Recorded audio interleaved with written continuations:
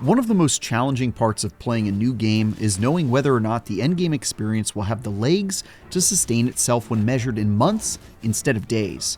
I fell prey to this particular pitfall myself after Diablo 4's vanilla debut in 2023 when I said some things about the endgame experience that I later regretted. Sometimes an endgame experience seems like it's great in the moment, then a couple weeks roll by and that content begins to feel thin, repetitive, or not nearly as fleshed out as you originally thought. Again, my bad. I've generally really enjoyed the endgame activities Diablo 4 has had so far, whether it's the Tree of Whispers bounties from the base game or the super unique raid-like activity from Vessel of Hatred.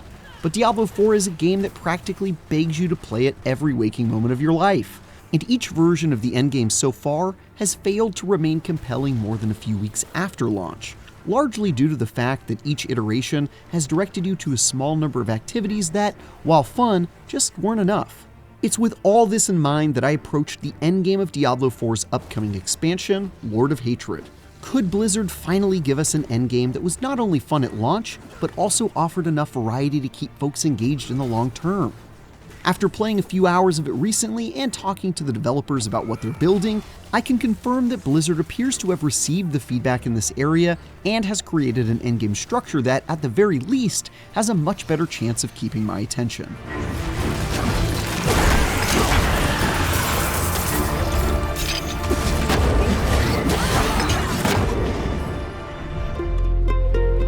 After you're finished going to war with the Lord of Hatred himself, the main way you'll grind for all that delicious loot is through War Plans, a structured playlist that points you to various endgame activities and removes the barriers to entry those activities might normally have. Maybe you'll spend some time looting a Helltide event before teleporting over to a Nightmare dungeon to find and kill the boss, then rounding it out with a trip to the good old pit for some time trial action. The specific nature of the activities you play are determined by a branching tree, where you can pick from a few options before teleporting to each activity to take it down. And with 6 options pulled from the existing endgame activities in Diablo 4, there's quite a bit of variety baked in. The best part of War Plans is how quickly it gets you into the action from activity to activity. You no longer have to hunt for Nightmare dungeon keys or figure out where on the map a Helltide event is going on. Once you complete one activity, you just teleport straight on over to the next activity and keep slaying. It also means that you spend less time figuring out which activity to focus on, or if you're new or haven't played in a while, what even are the endgame activities you're supposed to be funneled into if you want to continue your loot and leveling grind. This all made working my way through each new branching checklist fast, quick, rewarding, and a lot more replayable than focusing on a single activity like an Uber boss or the raid from Vessel of Hatred. Another neat part of War Plans are the upgradable trees that come along with each activity, from the Tree of Whispers to Infernal Hordes, which customize each of those events either by modifying a specific behavior within it or allowing you to control the type of rewards you'll earn from them. For example, in the Nightmare Dungeon tree, you can buy a perk that guarantees treasure goblins will drop a specific kind of loot when killed, and in the Helltide tree, you can buy a perk that will double the rate at which your kills increase the threat level when affected by a shrine. You won't be able to earn enough points to buy all the perks, and some are pretty explicitly mutually exclusive anyway, which means you'll need to pick and choose which to buy depending on how you want to play and how you want to be rewarded for all your hard work.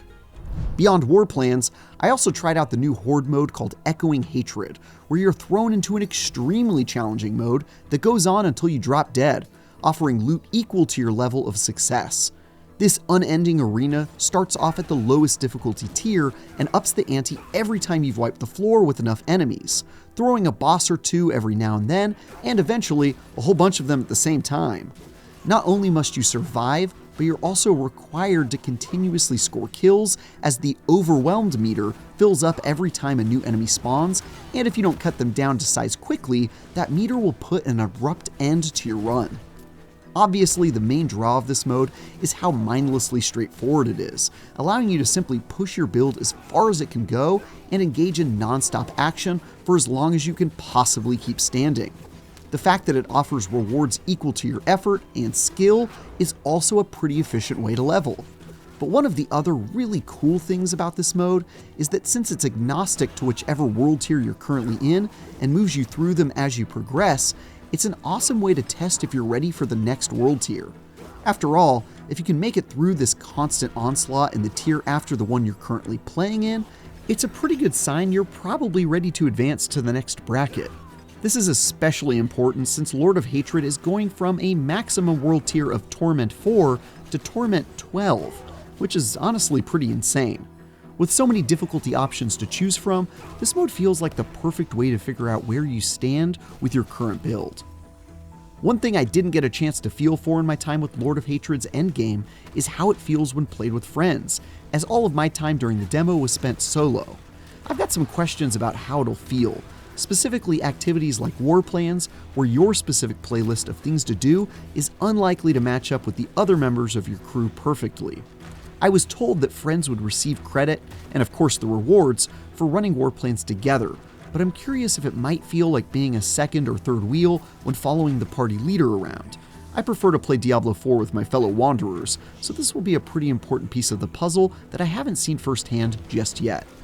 It would be downright irresponsible of me to omit the most serious addition to the endgame coming with Lord of Hatred: fishing.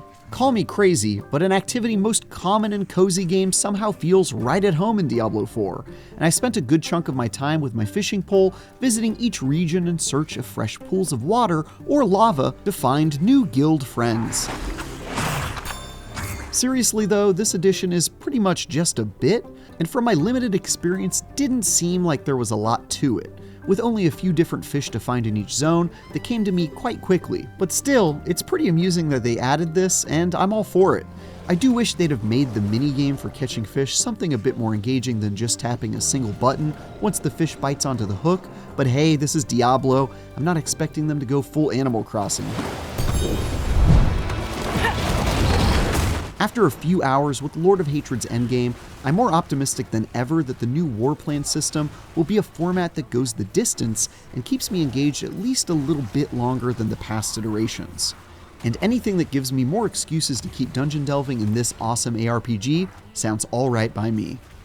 For more on Diablo 4 Lord of Hatred, check out our coverage all month long as part of IGN First, including our recent footage of the new Skovos region and our interviews with Lord of Hatred's dev team. And for everything else, stick with IGN.